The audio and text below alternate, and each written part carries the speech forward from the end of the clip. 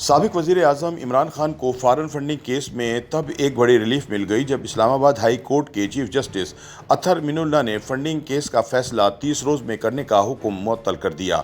یہ فیصلہ P T I کے انٹرا کورٹ اپیل پر سنایا گیا۔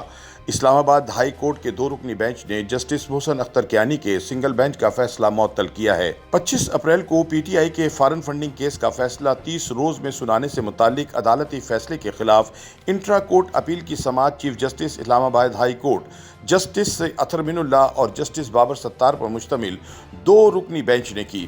دوران سماعت پی ٹی آئی کے وکیل نے بتایا کہ سکروٹنی کمیٹی کی report election commission of Pakistan کو پیش کی گئی تھی۔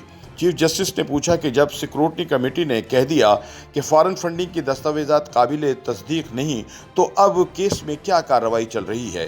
انہوں نے کہا کہ متعلقہ قانون کے مطابق الیکشن کمیشن ہر سال سیاسی جماعتوں کے اکاؤنٹس کی سکروٹنی کرتا ہے اور اگر ممنوعہ فنڈنگ ثابت ہو جائے تو اسے ضبط کیا جا سکتا ہے۔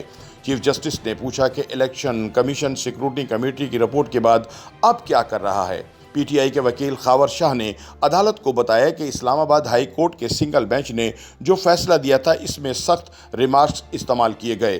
ان کا کہنا تھا کہ بنیادی طور پر یہ ایک ممنوعہ فنڈنگ کا کیس ہے، فارن فنڈنگ کا نہیں۔ ان کا کہنا تھا کہ الیکشن کمیشن کو 30 روز میں فیصلہ کرنے کا حکم دینا سنگل بینچ کا اختیار نہیں۔ چیف جسٹس نے ریمارکس دیے کہ الیکشن کمیشن آئینی ادارہ ہے، لہٰذا ہم 30 روز میں فیصلہ کرنے کے حکم کو معطل کرتے ہیں۔ عدالت نے فیصلہ سناتے ہوئے الیکشن کمیشن آف پاکستان سمیت 17 سیاسی جماعتوں کو نوٹس بھی جاری کر دیا۔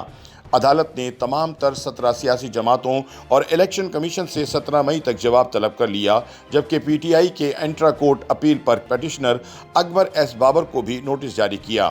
خیال رہے کہ پی ٹی آئی نے 20 اپریل کو فارن فنڈنگ کیس بارے اسلام آباد ہائی کورٹ کے الیکشن کمیشن کو جاری کردہ حکم نامے کے خلاف درخواست دائر کی تھی۔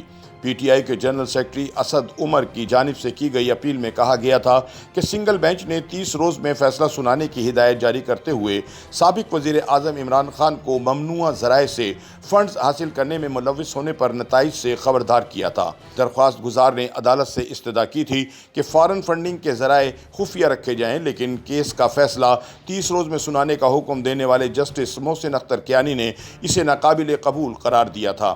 اپیل میں کہا گیا تھا کہ سنگل رکنی بینچ نے کہا کہ ای سی پی بذات خود ایک آئینی ادارہ ہے اور اسلام آباد ہائی کورٹ کا دائرہ اختیار نہیں کہ وہ اس کی نگرانی کرے۔ درخواست میں دلیل دی گئی تھی کہ اسلام آباد ہائی کورٹ کا حکم الیکشن کے اختیارات میں دخل اندازی کے مترادف ہے۔ ان کا کہنا تھا کہ ای سی پی کے پاس موجود معاملے کی نوعیت تفتیشی ہے اور جج کو یہ اختیار حاصل نہیں تھا کہ وہ ایسی سخت زبان استعمال کرے جو پی ٹی آئی یا اس کی قیادت کے لیے باعث نقصان ہوں۔ پی ٹی آئی کی جانب سے اسلام آباد ہائی کورٹ میں دائر کردہ ایک اور درخواست میں کہا گیا کہ 17 دیگر سیاسی جماعتوں کے فارن فنڈنگ کی جانچ پڑتال بھی کی جائے۔ درخواست پی ٹی آئی کے ایڈیشنل سیکرٹری جنرل عامر محمود کیانی کی جانب سے انور منصور خان کے توسط سے دائر کی گئی تھی۔ درخواست میں عدالت سے استدعا کی گئی تھی کہ الیکشن کمیشن کو ہدایت کی جائے کہ وہ پارٹی کے فارن فنڈنگ کیس کی روزانہ سماعت شروع ہونے سے قبل 17 سیاسی جماعتوں کی فنڈنگ بارے معلومات کے حصول کے لیے اسٹیٹ بینک آف پاکستان سے رجوع کرے۔